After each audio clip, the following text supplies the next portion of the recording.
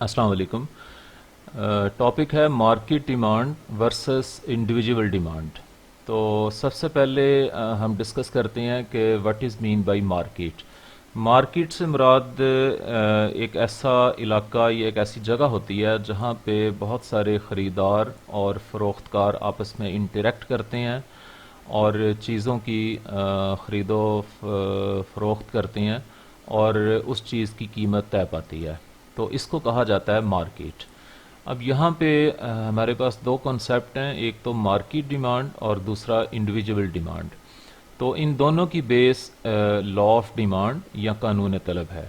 तो कानून तलब हम ऑलरेडी डिस्कस कर चुके हैं। इससे मुराद ये होती है कि जब किसी चीज़ की कीमत कम होती है तो उसकी तलब ज़्यादा हो जाती है, और जब किसी चीज़ की कीमत ज़्यादा होती है तो उसकी तलब कम हो जाती है। तो इस चीज़ को कानून तलब कहा जाता है।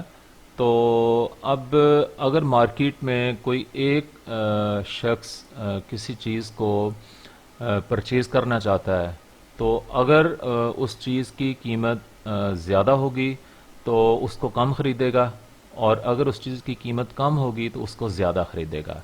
तो इसको तो कहा जाता है इंडिविजुअल डिमांड।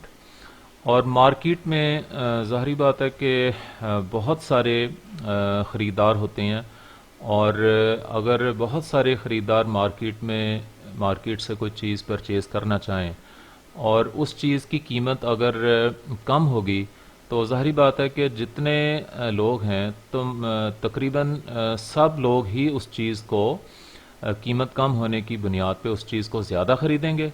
और अगर उस चीज़ की कीमत ज़्यादा हो जाती है तो उस चीज़ को जो है वो कम ख़रीदेंगे। यानी according to law of demand, जो प्राइस कम या ज़्यादा होने का इम्पैक्ट है वो मार्केट में जितने भी कंज्यूमर्स हैं, परचेज़र्स हैं, सब पे होगा।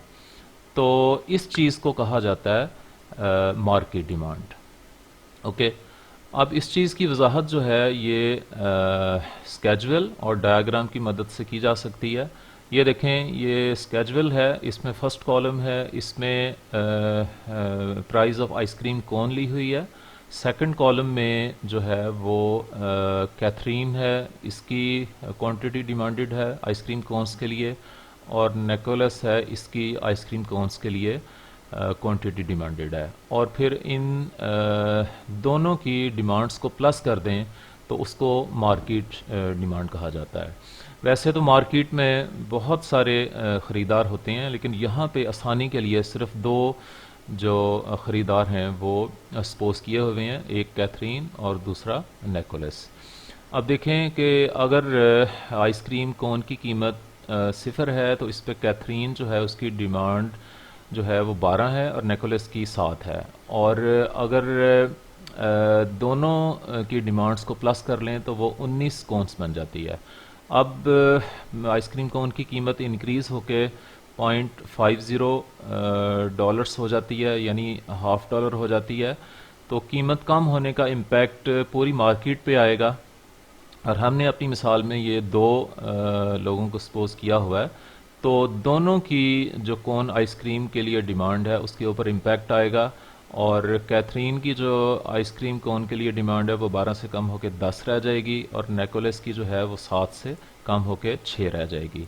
और मार्केट में ये दोनों की डिमांड्स को प्लस कर लें तो वो 16 हो जाएगी।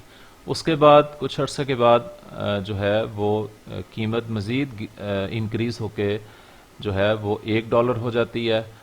तो उसके बाद $1.50 हो जाती है, फिर $2 हो जाती है, उसके बाद $2.5 और फिर $3 हो जाती है। तो ये प्राइस इंक्रीज़ होने की वजह से जो कैथरीन और निकोलस है इनकी आइसक्रीम कोन्स के लिए जो डिमांड है वो कम होती जाएगी। और इन दोनों की डिमांड्स को हम प्लस करते जाएं तो मार्केट की डिमांड जो है वो फाइंड आउट होती जाएगी।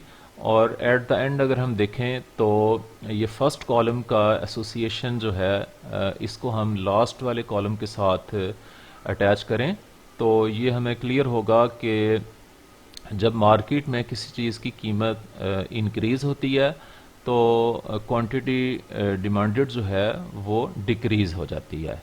अब इसका अगर रिवर्स केस देखें तो $3 से कम होके आइसक्रीम की कीमत $2.50 होती है, फिर $2 हो जाती है। यानी आइसक्रीम की कीमत कम होती जा रही है। तो इस साइड पे देखें कि आइसक्रीम की जो डिमांड है वो इंक्रीज़ होती जा रही है। ये देखें 1 cones, 4 cones of ice cream, 7 cones of ice cream, 10, 13, 16, 19। तो इसके बाद इसका अगर हम डायग्राम बनाएं तो ये देखें, ये जो पहला कंज्यूमर है कैथरीन, इसका जो डिमांड कर्व है ये ब्लू कलर का कर्व ये बनेगा। और जो निकोलस है सेकंड कंज्यूमर, इसका जो डिमांड कर्व है वो ब्लू लाइन ये वाली बनेगी। तो इन दोनों कर्व्स को अगर हम कंबाइन करके तो मार्केट डिमांड कर्व बनाएं तो ये देखें, ये रेड कलर का एक कर्व है जिसको डिमांड कर्व और स्पेसिफिकली मार्केट डिमांड कर्व कहा जाता है।